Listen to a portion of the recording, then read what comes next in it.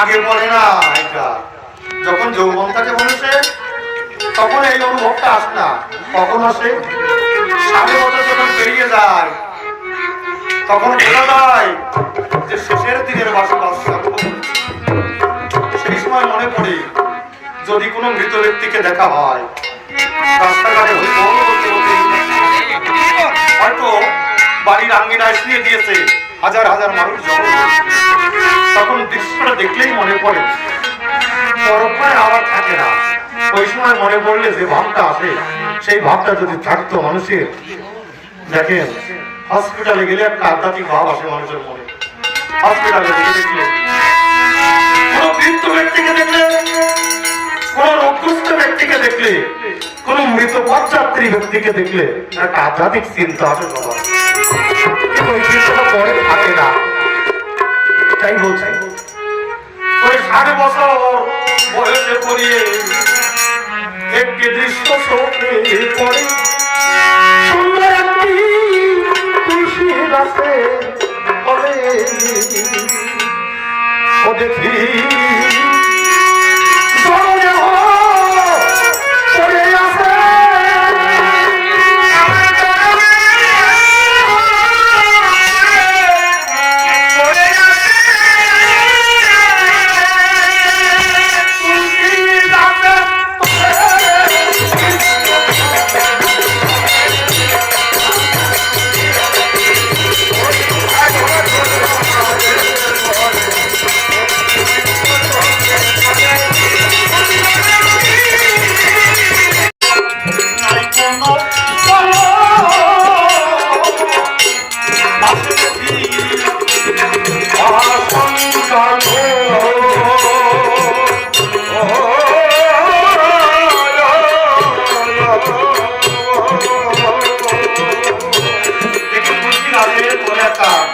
মৃত ব্যক্তিকে আর আপনি যত বড় হন না কেন, যত ধনী ব্যক্তি হন না কেন, আপনি হয়তো আজকে বাস করছেন 5 তলা, একদিন কিন্তু নেমে আসতে হবে আপনাকে। কিন্তু সে কোন গাছ? তুলসী তলায়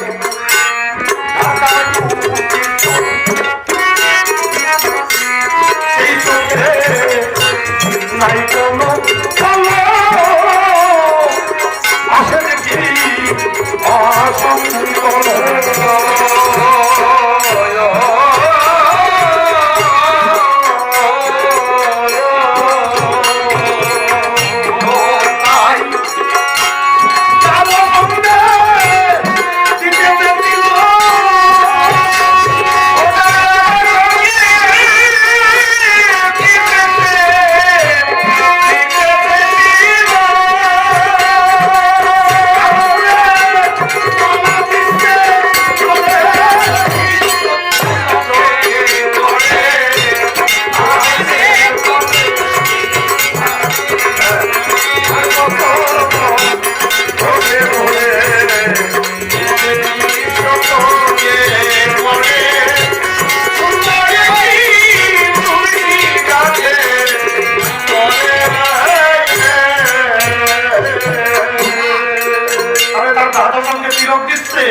চারিপাশে হাজার হাজার মানুষ দেখছে। আরো কি দেখলাম? দেখলাম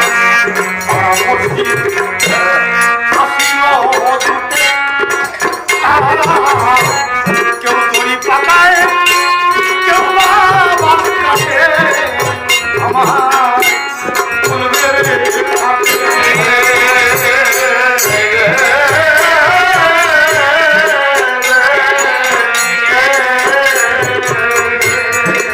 জনম ধরে কেমন করে গেলাম। আমার বাড়ি আমার, গাড়ি আমার, টাকা আমার, পয়সা আমার, জমি আমার, এমনকি একখানা রুমাল বাসের সিটি ভেঙে দিয়ে বলে সিট আমার, সবকিছু করলাম আমার।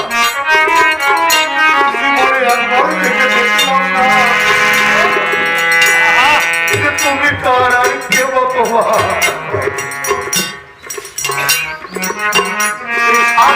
আমি আছি।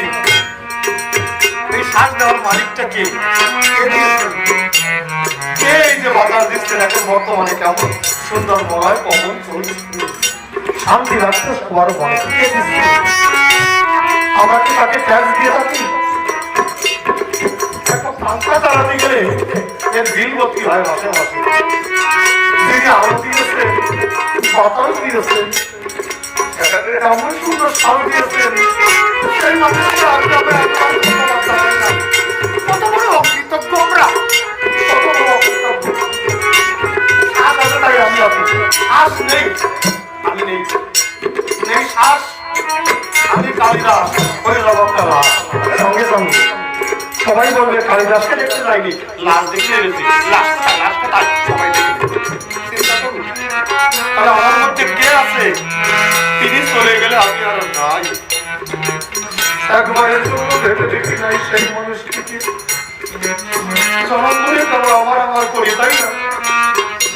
যখন দেখবে আপনার মৃত্যুর সময় এসে যাবে, আপনি ছটফট করবেন, মৃত্যু যন্ত্রণায় বিছানায় ছটফট করছে, প্রথম প্রথমে সবাই একটি আছে, তারপরে আস্তে কাজ বন্ধ হয়ে যায়। কেউ ছেলে মেয়ে নাতি দিদি কেউ কাজ থাকে না, বিরক্ত বোধ করে, জনগণ চলে গেলেই এতদিন সবার মনে ছিলাম কাছে, যখন সবাই ছিল তখন সবাই সব আদর করত, কিন্তু আপনার যেদিন সবাই আদর চলে যাবে, এক গ্লাস জল চাইলে বোমা একটু জল খাবো, সকালে জল চাইলে সেই জল বিকালে আসতে পারে, কাকে করি আমার আমার কেউ সে আমার সে সবসময় হবে। আরে একবার যদি আমাকে ডাকতো, একটা ডাক দিত, ভক্ত যদি এক ডাক দেয়, এক পদ অগ্রসর হয়, ভগবান 10 পদ অগ্রসর দিয়ে ভক্তকে কোলে তুলে নেয়।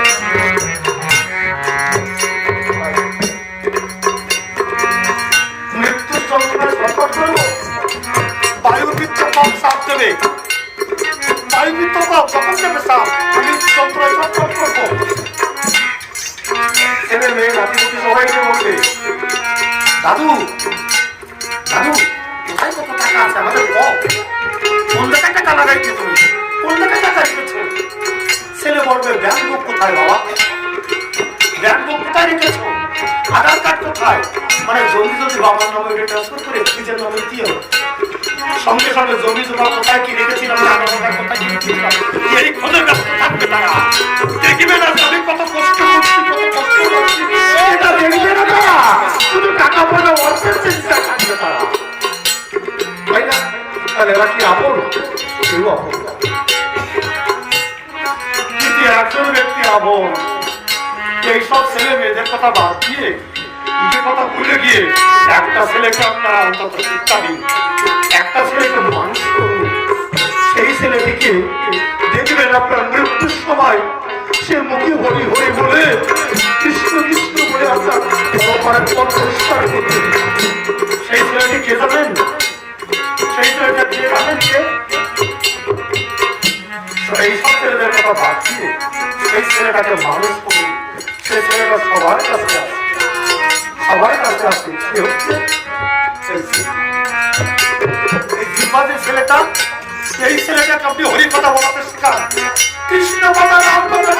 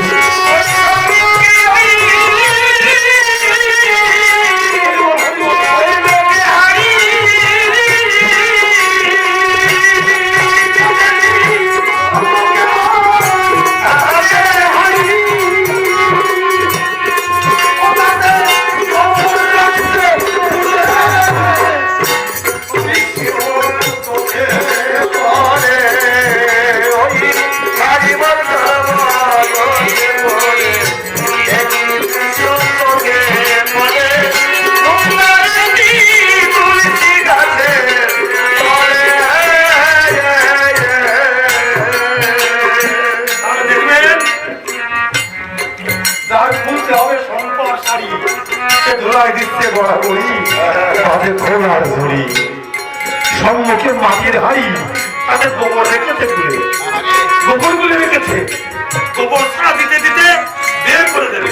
তোমার অতি প্রিয়জন যে অতি প্রিয়জন, কেউ তোমাকে গোবর ছাড়া দিয়ে বের করে দিয়ে বলবে তো ভাই তোমার দেখো নাতিপুতি নিয়ে থাকো, নাতিপুতি নিয়ে থাকো, অবস্থা তুমি যেন আগে পেতে না, তুমি যেন আমাদের গায়ে গায়ে দিয়ে না, চলে যাও তুমি, গোবর ছাড়া দিয়ে বের করবে, তাই না?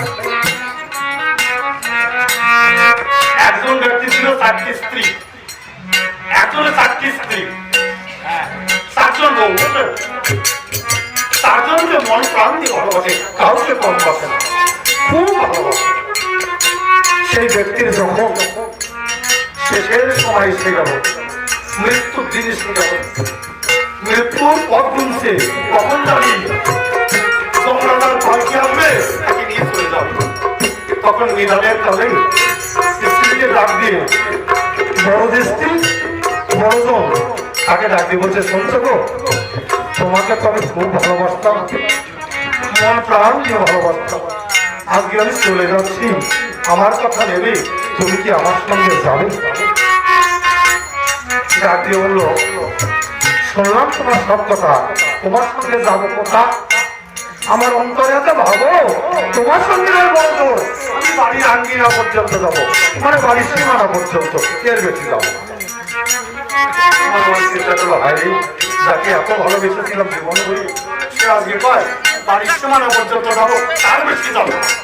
এই সময় বছর বললো, মেজ পত্নীকে ডাকলো, মেজজনকে ডাকিয়ে বলছে কি, তোমাকে তো আমি অতিরিক্ত ভালোবাসতাম, বড়জনের থেকে বেশি, সবসময় তোমাকে কত ভালো ভালো সাবান দিতাম, ভালো ভালো কসমেটিক দিতাম, ভালো ভালো সাবান দিতাম, কত সাজিয়ে রাখতাম তোমাকে। আর তুমি, আমি আজকে মতো চলেছি, সেটা জানতাম আমার কথা নেবে, তুমি কি আমার সঙ্গে যাবে?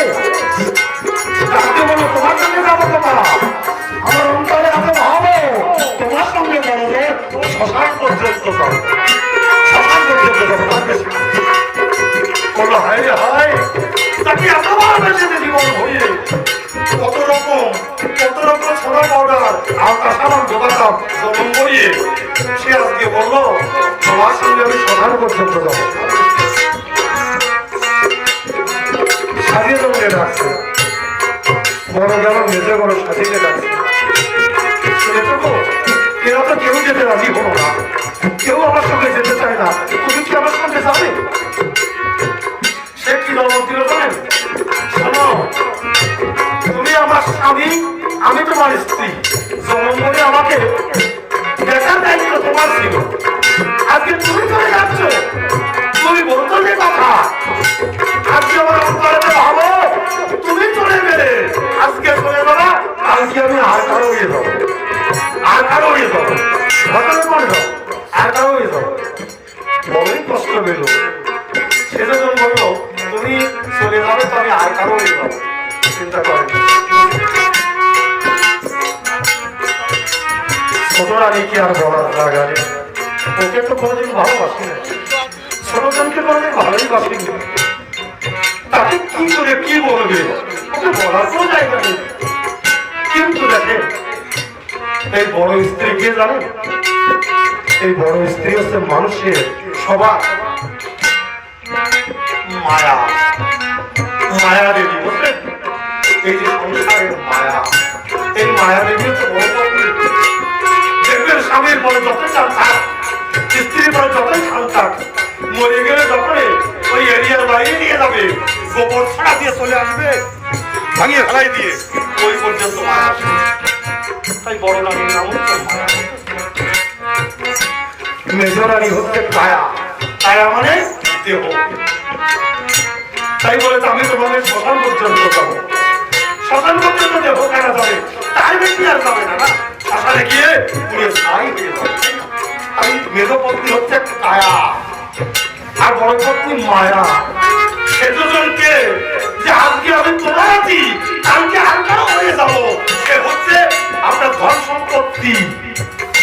ধন সম্পত্তি আজকে আপনার আছে, আপনি মরে গেলে দেখবেন কালকে আর আকাতে চলে যাবে, কিনা তাহলে আর কারো হয়ে যাবে।